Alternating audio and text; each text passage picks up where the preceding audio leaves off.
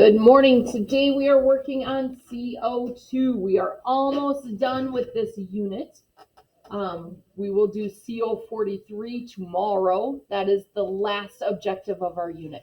So we have today's objective and tomorrow's objective.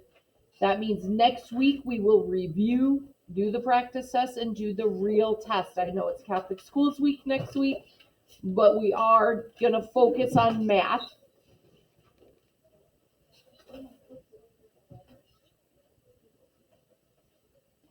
So we need to get done with today's objective and tomorrow's objective, knowing that we will be testing on the final test will be Thursday of next week.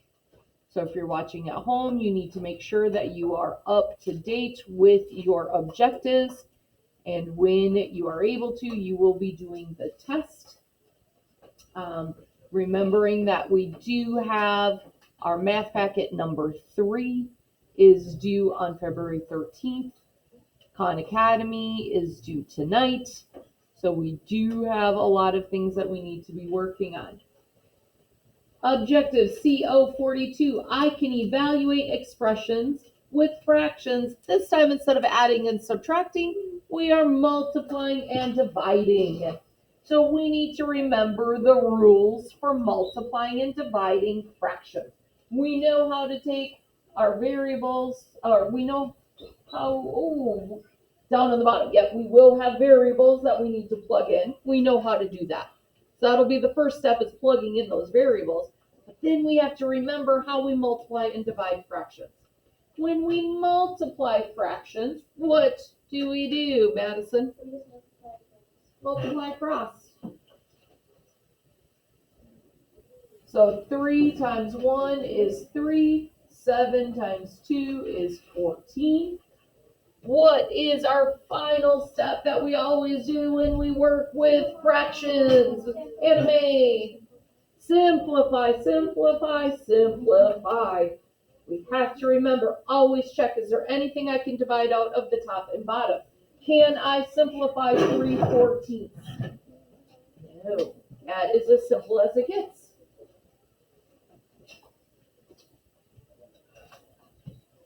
Let's look at this one right here. 1 2/3 times 2 1/4. What do I have to do here before I can multiply? What do I have to do, Claire? So first you have to times 3 and 1. Yes. And then what do I do next? You have to add 2. Yeah, so we take our denominator, we multiply that by the whole number, and then we add the numerator. So we want to turn that mixed number to be improper. So we're going to do 3 times 1 is 3, plus 2 is 5. Denominator stays the same. I have another mixed number, so I have to do it again. 4 times 2 plus 1. So 4 times 2 is 8, plus 1 is 9. Denominator stays the same, and I'm going to multiply. So just like before, we multiply across. 5 times 9 is 45. 3 times 4 is 12.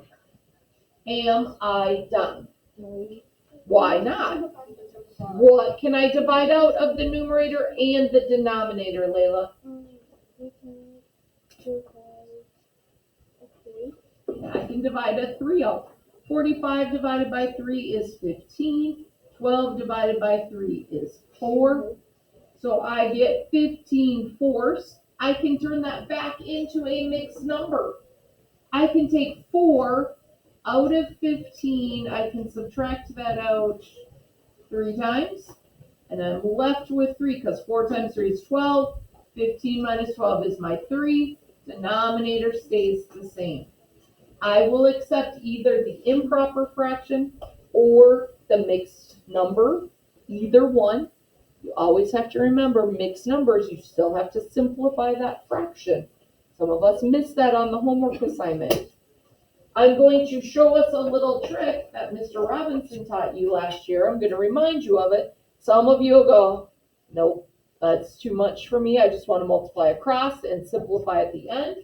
But you can simplify at the beginning. So I can look at going across 3 and 9. What can I divide out of 3 and 9? I can divide that 3 out right away. So I would have 5 stays the same. 3 divided by 3 is 1. 9 divided by 3 is 3. The 4 stays the same because I can't divide anything out of 5 and 4. They don't share any common factors. So now I can multiply and say 5 times 3 gives me that 15. 1 times 4 gives me that 4. And I get the same answer. I just simplified first. So if you want to simplify first, you have to cross simplify. So it has to be at the diagonal, dividing out to simplify, or you can simplify at the end. Either way, we get the same answer. So you could cross simplify at the beginning, or you can simplify your final answer. Either way, the answer is the same. You just have to remember that we're doing it diagonally, cross simplifying. Any questions on the simplifying? I know Mr. Robinson taught it to you guys, that cross simplifying. You don't have to cross simplify, but sometimes it makes it easier because we could look at that and say 45, 12. What can I divide out of 45 that I could divide out of 12? We might not remember the rule for dividing a 3 out. 4 plus 5 is 9. 9 is divisible by 3. So I know 45 I can divide by 3. We might not remember that. So we might not see that 45 and 12 both share the 3. But if you cross simplify the 3 and the 9, we know that they both share a 3 because they're much closer. Claire? I'm still doing this one, Claire. Okay. Still the same problem. I was just showing you 2 different ways to simplify. So any questions about multiplying fractions? All right, then we have dividing fractions. What is my rule for dividing? Go quickly. What is my rule, Ruby?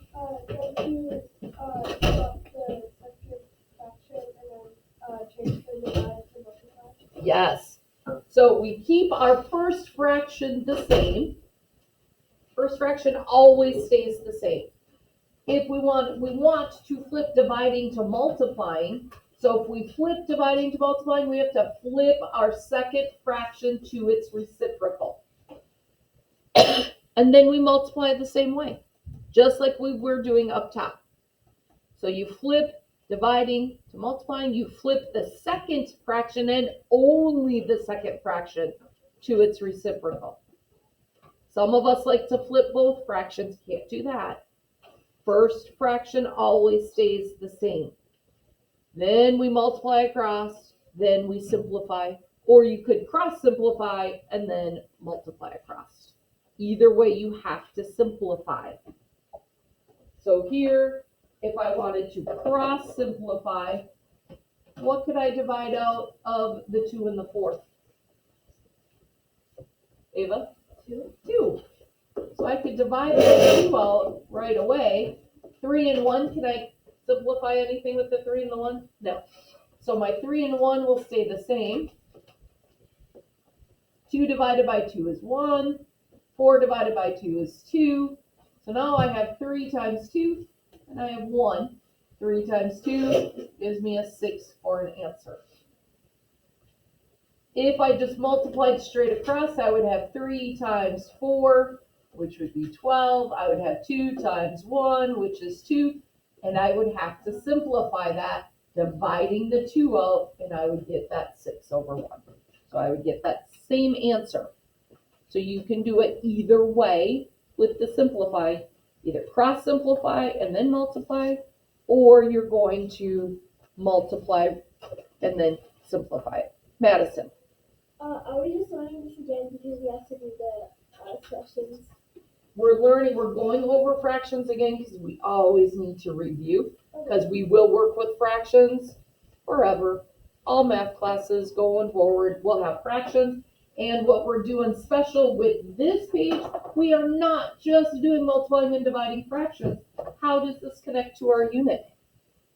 Madison?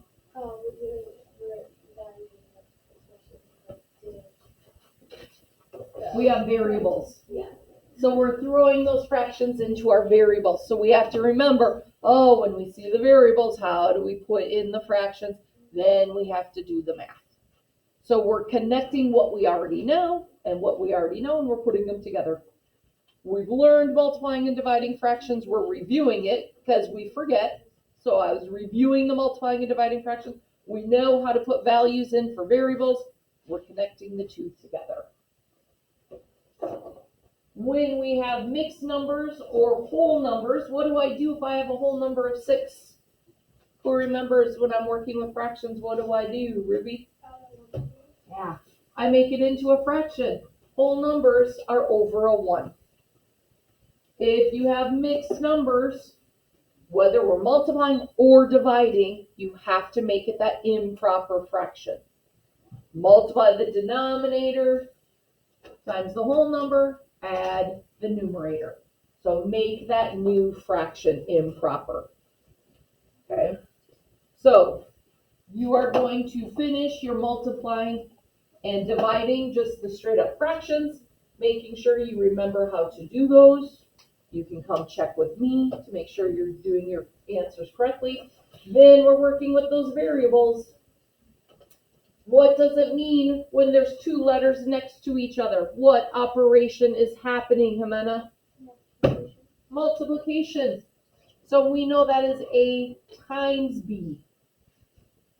What does it mean if we have a fraction bar? What operation is that, Sawyer? Divide. So it's A divided by D. So you have to remember those. We will be seeing this going forward in math. You will see these different symbols and you have to know what they mean. When the 2 variables are next to each other, it means we multiply them. When there's the fraction bar, it means we're dividing the numerator from the denominator. On the bottom, just like we've been doing, using any 2 of the values above. So this time we're just doing 2 values. So Claire, this time it tells us 2 values. Okay, the last one didn't tell us how many values to use. This time it's saying 2 values, multiplying or dividing. What is the largest value you can make? This is different than what we've been doing. We have to use those variable values to make the biggest number we can. Then using any 2 of the values above and the operations of multiplication or division, what is the smallest value you can make? So practice multiplying and dividing. What's going to get the biggest? What's going to get the smallest answer? Any questions on today's assignment? Remember, when we are done with our assignment, you can check with me to see if you are doing your math correctly. Remembering that we only have 1 objective left that we will be working on tomorrow. I know Fridays we normally do con and retakes. Tomorrow we are doing the last objective, so next week we can just focus on the test. Okay, because being Catholic Schools Week and all the craziness, I just want to focus on testing next week, not learning anything new. So tomorrow, instead of the retakes and Khan Academy, we are doing our last objective, so we can be testing next week. Also remember that Khan Academy is due tonight, so make sure you have your con done. Be working on your math packet, number 7. That's not due for 3 more weeks. With that, if you are watching this elsewhere, we hope you are well. We hope to see you soon. Have a wonderful day.